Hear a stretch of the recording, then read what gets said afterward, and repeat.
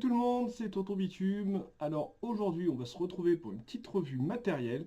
On va parler d'un ato que j'aime particulièrement, qui est le Typhoon GT4. Vous le voyez là, on va le voir en au plus gros plan juste après. C'est un ato que j'affectionne particulièrement, j'aime beaucoup, je l'utilise très souvent. On va le voir en gros plan tout de suite et après on parlera des plus des moins sur cet atomiseur.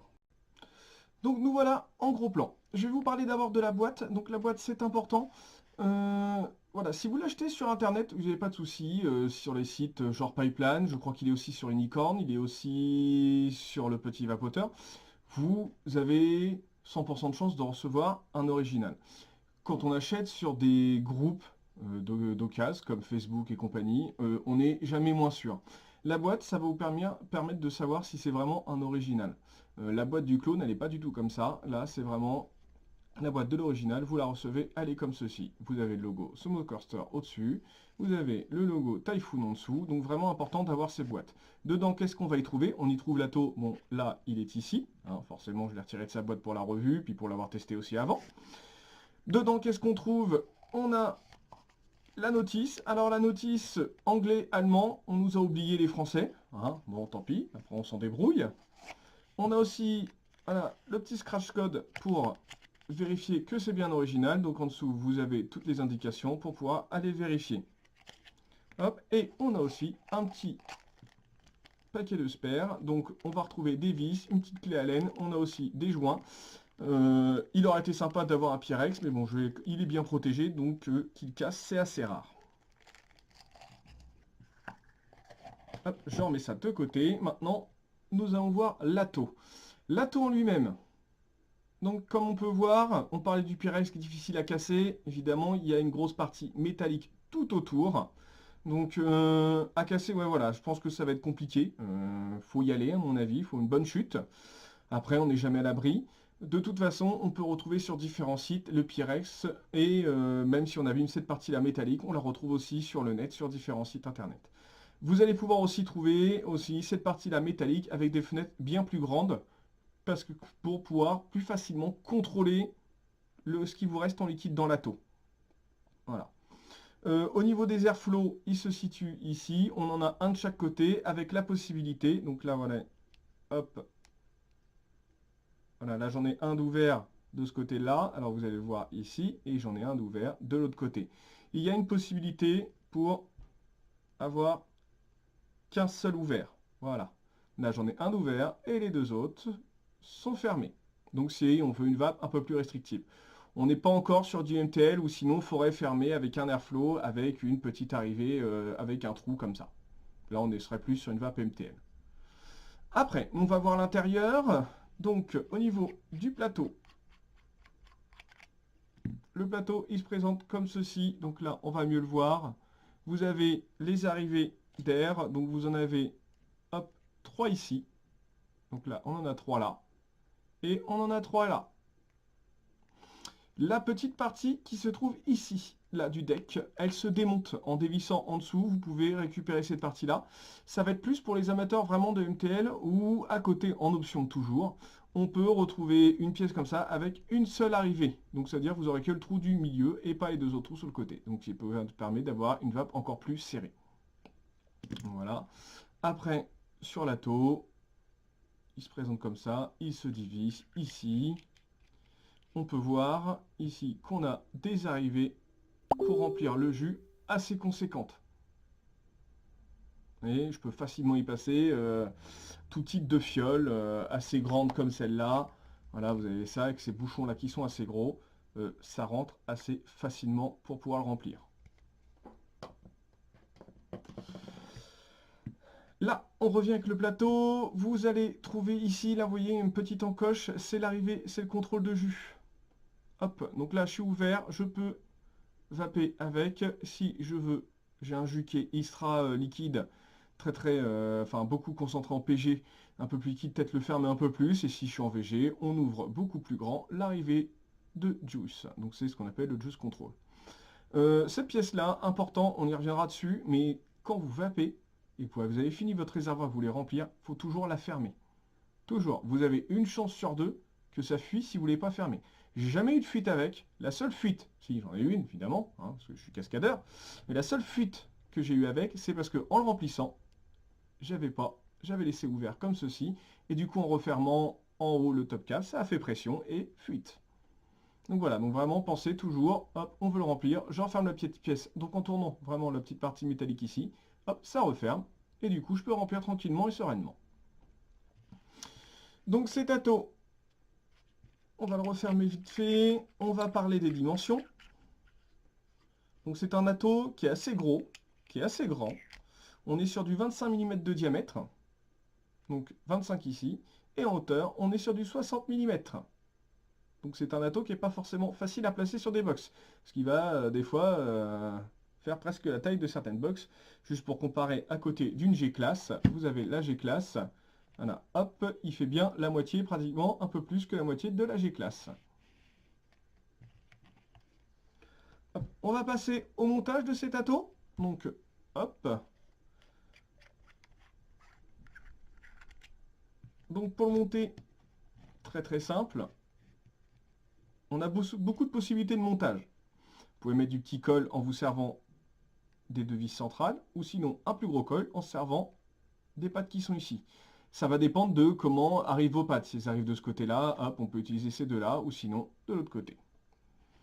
Donc moi je lui mets toujours un petit montage comme ça, donc c'est un fuse fait maison, c'est fait par mes petits soins, par des petites mains. Donc deux âmes en 26, claptonné en 40 gauge. Donc le tout en Uni 80, je trouve que ce qui pour moi lui convient le mieux pour mon style de vape, ça lui fait une tête de valve chaude, et comme moi j'aime vaper des gourmands, ça me va très bien. Donc à monter, il ne faut pas que j'essaie de trop cacher. Hop. Donc, et hop ici, il faut que je dévisse aussi. Hop voilà. Vous le calez dedans, on serre.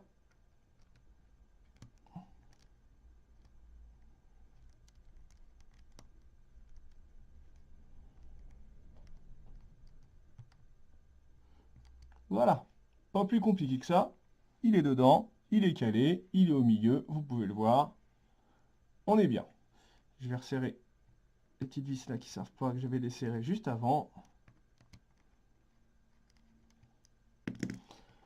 Et voilà. J'ai plus qu'à couper les petites barres sur les côtés.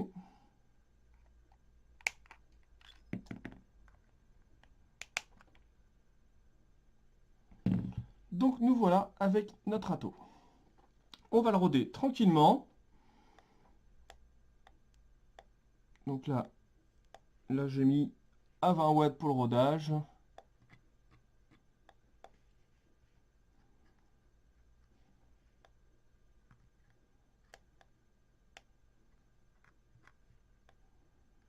Ça va venir tout doucement. Les petits points chauds éliminés.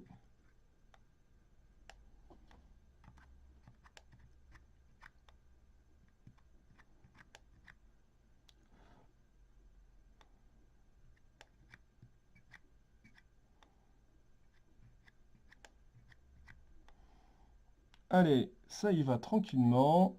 On y est presque.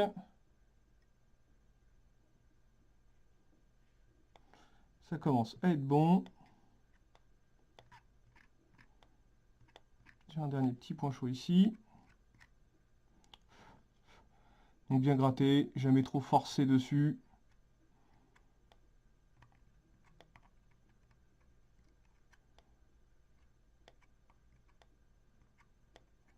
Donc c'est du fuse, ça fait toujours plein de petits points chauds.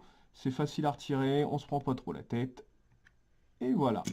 Donc là, je pense être plutôt pas mal. Et voilà, on a une vape.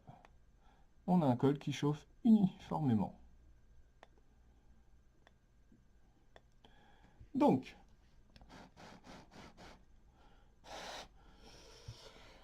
on va lui mettre un liquide que je connais très bien. Hein. Donc, c'est le No Panic de Cloud of Lolo, un petit dye. Hein. Je vape beaucoup sur des prêts à vaper, mais j'ai un péché mignon pour ce jus-là. Il n'existe pas en prêt à vaper que en concentré. Donc, on va on le fait assez souvent. Pour dire à quel point c'est moldé, je le fais par 450 ml celui-là. Donc, en coton, un petit brin de coton. Donc, celui que j'utilise là actuellement, c'est du Cotton Bacon Prime. Un coton que j'affectionne particulièrement, pas trop de goût de parasite, un petit peu au début. Il tient bien la chauffe, ça il faut le noter. Et au niveau capillarité, il marche très très bien. Hop, je passe. Petite moustache. On prend un ciseau. Donc mon ciseau, hop, je vais couper à peu près ici. Voilà. De l'autre côté, excusez-moi, je suis passé devant la caméra. Hop, pareil, voilà, on a à peu près un truc qui est uniforme. Donc il faut que ça résiste dedans, mais pas trop. Voilà, là il est bien aéré. Quand le jus sera dedans, ça passera tout seul. Hop, je le rentre. Je le mets au fond sans tasser, ça sert à rien, sinon on va bloquer la capillarité. Hop, chaque petite languette dedans. Et voilà, je la rentre. Mais je ne vais pas la tasser. Je la place juste tout doucement. Et voilà. Maintenant, on va mouiller le coton.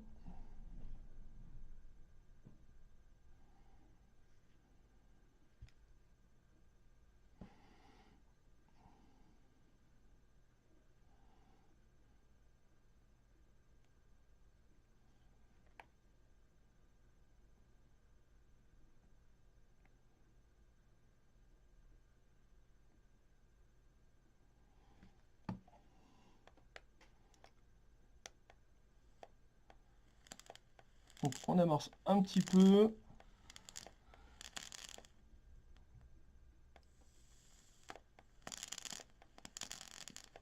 Je ne vais même pas regarder la résistance. On a une valeur de 0,35 actuellement. Donc voilà, qui correspond totalement à la façon que j'utilise. Je suis toujours entre 0,35 et 0,40 avec ces tâteaux. Et bien souvent, je me place autour des 40 watts. Voilà, donc le coton, il est bien amorcé. Je vais le remonter. Hop, donc pour le remonter, aussi simple que ça. Et on se retrouve en plan large. On se retrouve en plan large pour pouvoir le remplir et puis donner mes impressions dessus. Donc voilà, nous revoilà en gros plan avec le Typhoon. Donc je le mets toujours sur ma fidèle G-Class. Hein. Je trouve que ça fait un setup plutôt joli, plutôt classe. Donc maintenant, on va le remplir. Donc on n'oublie pas, on ferme hop, notre petite arrivée, notre petit juice contrôle. J'ouvre ici. Donc pour le remplir, rien de plus simple. Et voilà. Les trous sont tellement gros pour pouvoir remplir qu'on est sûr de ne pas mettre dans la cheminée. Hop, vous voyez, ça se remplit. Donc en quantité de liquide, on peut mettre jusqu'à 5 ml dedans. Donc avec 5 ml, on est plutôt tranquille. Les amateurs de MTL qui le feront passer en MTL, vous êtes tranquille avec 5 ml. Hein. Vous avez large de quoi faire. Hop, voilà, on referme. J'ai pu caler, rouvrir ici. Je tourne la petite bague. Et voilà, mon atto est prêt. Je suis à 40 watts.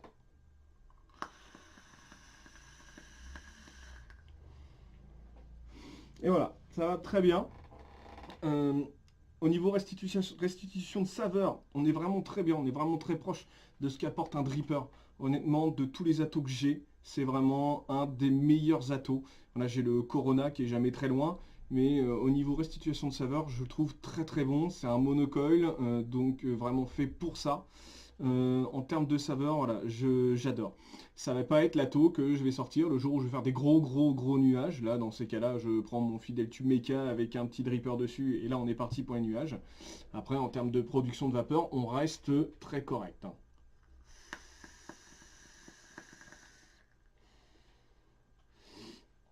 Et voilà, comme je disais, en termes de goût, c'est moldé, je le connais par cœur et je le retrouve amplement dedans. On va faire un peu traditionnellement, comme dans toutes les revues matérielles, les plus, les moins sur ces tâteaux. Alors on va commencer par les moins. Son prix, après c'est du high-end, son prix il est de 140 euros. À chaque fois que vous voulez une pièce en plus, vous en avez pour 20, 30 euros. On veut la partie métallique avec un peu plus de jours dedans pour mieux voir son liquide. On en a pour 25 euros, je crois.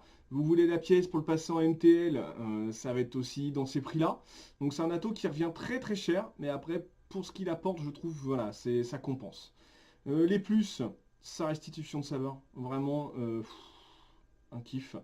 Son airflow aussi, moi je trouve que c'est vraiment l'airflow parfait pour moi en termes de, voilà, c'est direct mais un peu restrictif. On n'est pas sur, on n'est pas clairement pas sur un airflow ouvert à fond.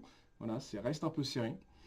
Euh, on va avoir aussi les entrées de jus pour le remplir qui sont très très pratiques.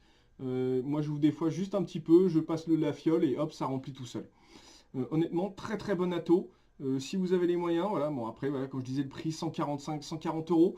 Si vous avez les moyens, foncez, vous ne serez pas déçus. C'est un super ato et il se marie très bien, par exemple, avec une G-Class. Donc voilà, ça va être tout pour la revue de cet ato. Si vous avez des questions, n'hésitez pas, il y a l'espace commentaire qui est fait pour ça. N'hésitez pas non plus à vous abonner. Ça décolle tout doucement, mais ça fait que décoller pour le moment. On verra par la suite. Si vous avez des retours à me faire de la façon dont je filme, des idées pour que je puisse m'améliorer, je suis preneur, hein, je débute dans tout ça. Donc voilà, je vais vous souhaiter une bonne vape et n'hésitez pas, si vous avez des questions, l'espace commentaire. À la prochaine!